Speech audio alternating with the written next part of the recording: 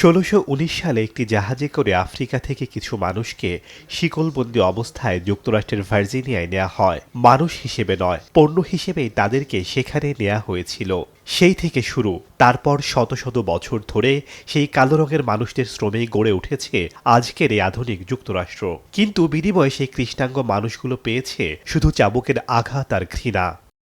১৮৬৫ সালে যুক্তরাষ্ট্রে দাসপ্রথা বিলুপ্ত হয়েছে ঠিকই, কিন্তু শ্বেতাঙ্গদের মন থেকে তাদের প্রতি ঘৃণা আর অবজ্ঞা এখনো যায়নি। দেশটির রাজপথ বারবার রঞ্জিত হয়েছে কালো চামড়ার মানুষের রক্তে। আজও সেখানে একজন কৃষ্ণাঙ্গ মানুষের জন্য পুলিশের সাইরেন মানেই এক অজানা আতঙ্ক।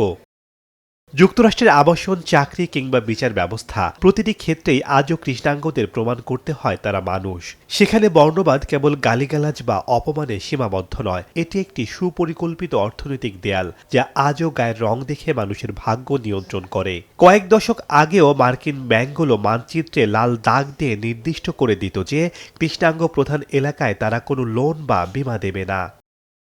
একই পদের কাজের জন্য একজন শ্বেতাঙ্গ কর্মীর তুলনায় কৃষ্ণাঙ্গ কর্মীরা গড়ে কম বেতন পান। হাসপাতালগুলোতেও তারা বৈষম্যের শিকার হন। অনেক ক্ষেত্রে ডাক্তাররা কৃষ্ণাঙ্গ রোগীদের শারীরিক সমস্যাকে শ্বেতাঙ্গদের তুলনায় কম গুরুত্ব দেন। আবার রাস্তায় কোনো কারণ ছাড়াই পুলিশ তাদের থামায় এবং তল্লাশি করে।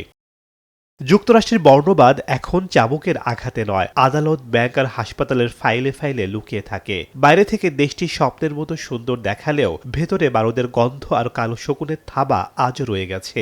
বারাক ওবামা থেকে ডোনাল্ড ট্রাম্প, শাসন বদলালেও দেশটির দীর্ঘমেয়াদী সংকটের সমাধান আজও হয়নি।